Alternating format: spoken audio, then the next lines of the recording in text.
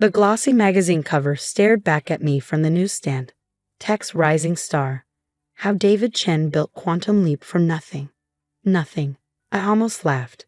The irony would have been funny if it hadn't made me so angry. My name is Alex Torres, and 2 years ago, I watched my best friend steal my life's work and turn it into a $50 million company. But I'm getting ahead of myself. David and I met in college, two computer science majors with big dreams. While other students partied, we spent countless nights in the computer lab, fueled by energy drinks and ambition. We shared everything. Ideas, codes, dreams of changing the world through technology. The idea that would become Quantum Leap started in our senior year. I'd been working on an algorithm that could revolutionize how artificial intelligence processed natural language. It wasn't just another chatbot. This was something different, something that could understand context and nuance in a way no other eye had managed. This is incredible, David said one night, watching me debug another section of code. The applications for this could be huge. I nodded, too focused on my screen to notice the calculating look in his eyes. I think this could change everything. Customer service, education, maybe even healthcare. After graduation, David landed a job at a prestigious tech firm while I took an internship at a smaller startup. We stayed close, meeting every weekend to work on what we still called our project. I shared all my progress, every breakthrough, every setback. David always listened intently, offering encouragement and suggestions. What I didn't know was that he was taking notes. Detailed notes. The first sign something was wrong came when David started missing our weekend meetings. Work's crazy, he texted. Rain check. I didn't think much of it at the time. We were both building our careers after all. Then came the day I saw the announcement in TechCrunch. Former Google engineer launches revolutionary AI platform. The headline didn't worry me until I saw David's face smiling up from the article. My hands shook as I read the description of Quantum Leap's proprietary technology. It was my algorithm, my code, my dream. I called David immediately, straight to voicemail. I texted, emailed, even went to his apartment. Nothing. Finally, a week later, he agreed to meet me at our old coffee shop. Look, he said, stirring his untouched latte. I know you're upset, but you have to understand. This is business. The core idea might have started with you, but I'm the one who made it viable. I'm the one who built it into something real. Something real? I couldn't believe what I was hearing. David, that's my algorithm. My code. We worked on this together. He shook his head, his expression maddeningly calm. No, Alex. You worked on a school project. I built a company. There's a difference. I trusted you, I said, my voice cracking. You were my best friend. And you were an intern with some interesting ideas, he replied, standing up. That's all. Don't make this into something it's not. As he walked away, leaving his cold coffee behind, something inside me hardened. David thought he had won, thought he could simply take what was mine and rewrite history. But he'd forgotten something crucial about me. I never deleted anything. Every email we'd exchanged about the project, every piece of code I'd written, every meeting we'd had in the lab, it was all documented. I even recorded our brainstorming sessions, a habit I developed to help me remember important details. That night, I pulled out my external hard drive and started organizing everything. Emails dating back to our junior year, discussing the initial concept. Video recordings of us working through problems together. My voice clearly explaining the core algorithms that now powered Quantum Leap. Git commits showing the evolution of the code, time-stamped and authenticated. I had proof.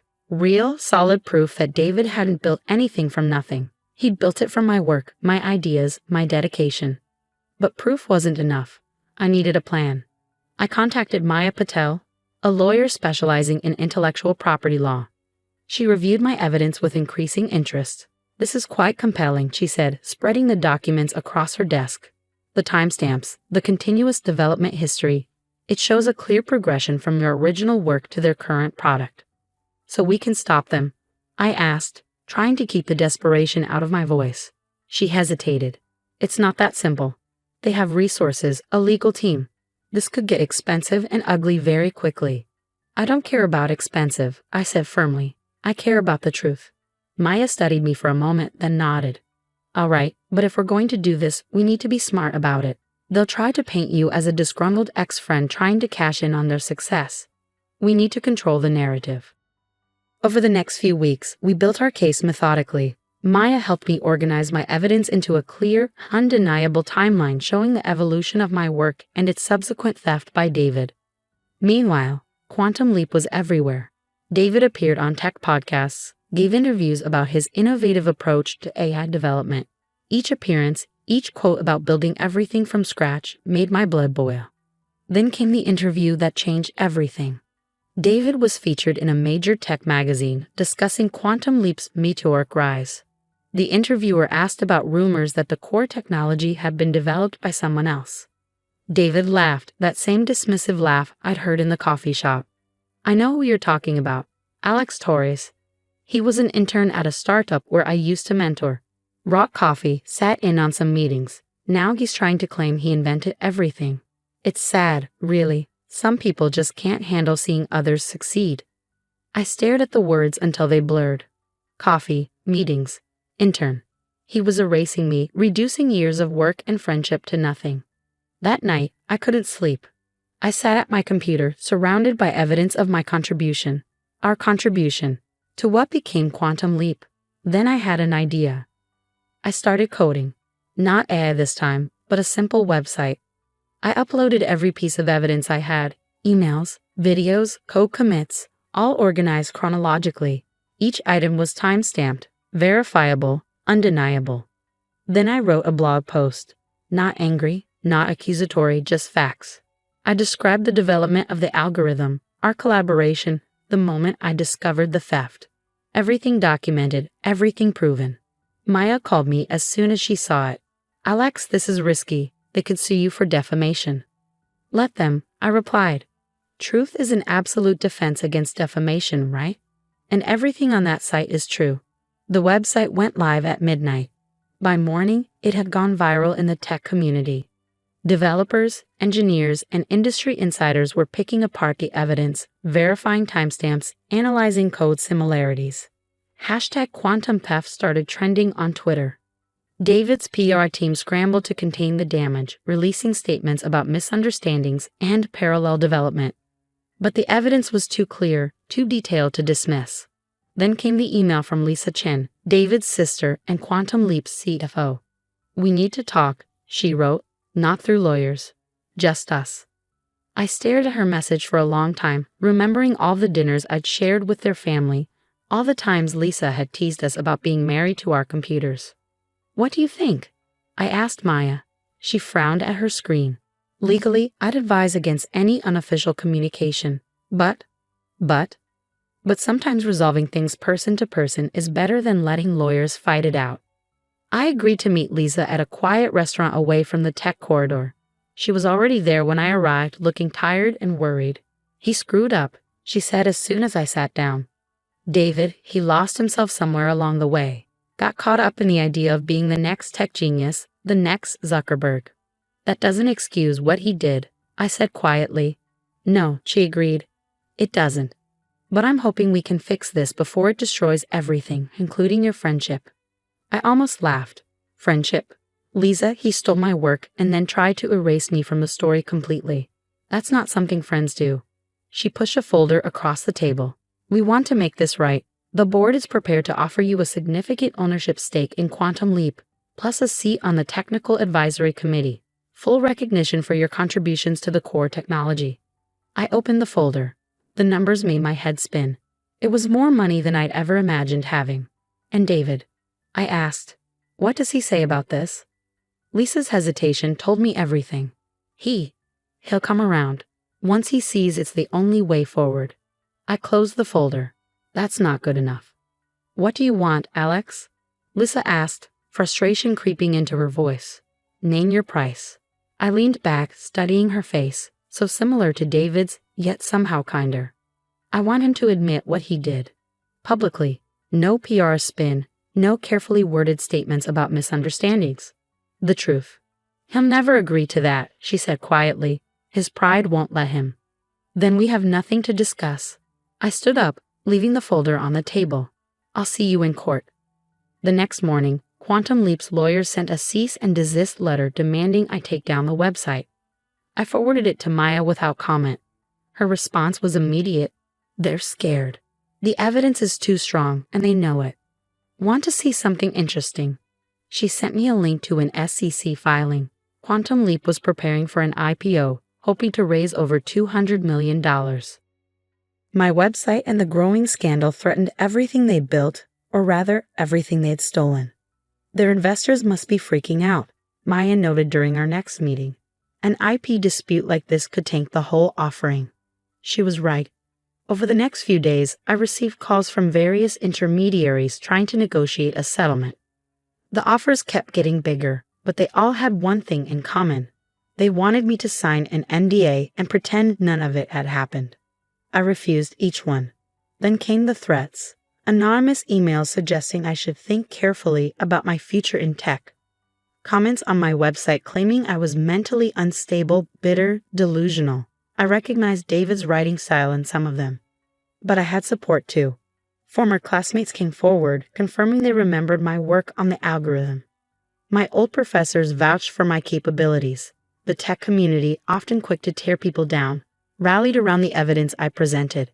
One morning, I arrived at work to find an unexpected visitor waiting in the lobby, James Zhang, the CEO of Rivertech, one of Silicon Valley's most respected AI companies.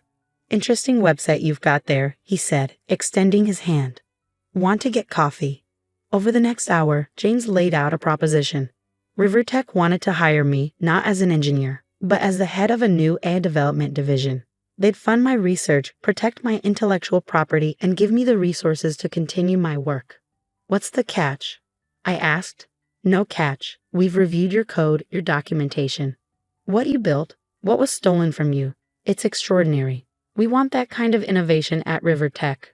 Properly credited, of course. It was tempting. Very tempting.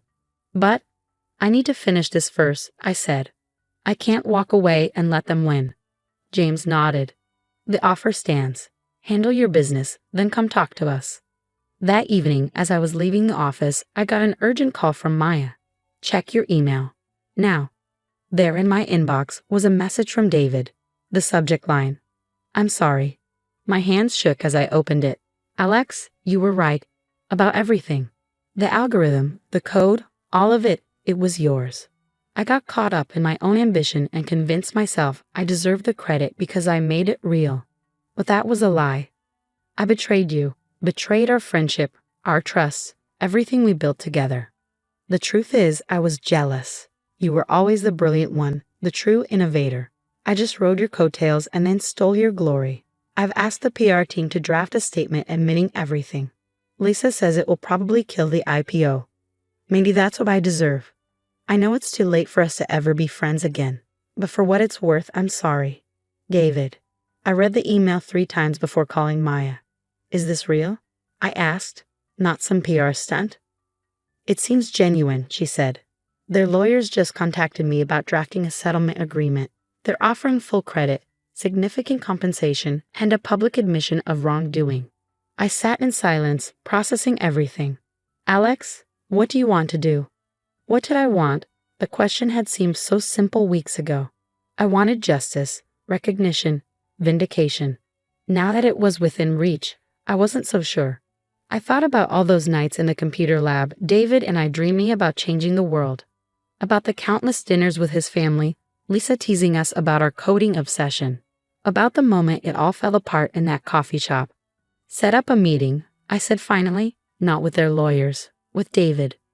We met at our old college campus in the computer lab where it all began. David looked different, older, tired, the confidence drained from his posture. Your email, I said, sitting across from him. Did you mean it? He nodded, unable to meet my eyes. Every word. I lost myself, Alex, lost sight of everything that mattered. Why? We could have built this together. It could have been our success story, not just yours. Because I wanted to be you, he said quietly. You were always the genius, the one with the real vision. I was just there. When I saw the opportunity to take your work and make it mine, I convinced myself I deserved it, that I was just taking what should have been mine anyway. I looked around the lab at the computers where we'd spent so many hours coding, dreaming, building. You know this changes everything, right? The company, the IPO. I know, Lisa's furious. The board is probably going to fire me. He laughed bitterly. Turns out karma's real. We sat in silence for a while, years of friendship and betrayal hanging between us. I have an idea, I said finally. But you're not going to like it. 2 months later, Quantum Leap held a press conference. David stood at the podium, cameras flashing, and told the truth. All of it. He'd admitted to stealing my work, apologized publicly, and announced a restructuring of the company. Under the new arrangement, I became Chief Technology Officer, with full credit for the core technology. David stepped down as CEO but remained on the board. The company would move forward with both of us involved, each in our proper roles. The IPO was delayed but not canceled. When it finally happened 6 months later, the shares soared. Turned out the market appreciated honesty more than they feared scandal. Rivertech's James Zhang sent me a message. Interesting solution. The offer still stands if you ever change your mind. I kept his email but didn't respond. There was too much work to do at Quantum Leap, too many new ideas to explore. This time, with proper credit and protection. Lisa took over as CEO, proving to be a better leader than her brother ever was. She had the vision to see what Quantum Leap could become, not just an AI company, but a model for how tech companies could operate with transparency and integrity. As for David and me, we're not friends anymore, not like we were. Some betrayals cut too deep to fully heal.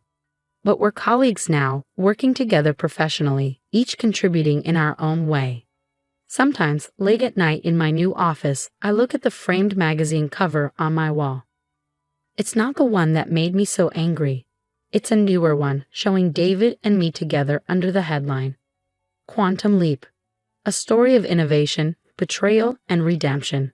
The article tells the true story, not just of the technology, but of what happens when ambition overshadows friendship, and what's possible when honesty finally wins out. My phone buzzes. A text from Maya. Another acquisition offer. Want to hear it?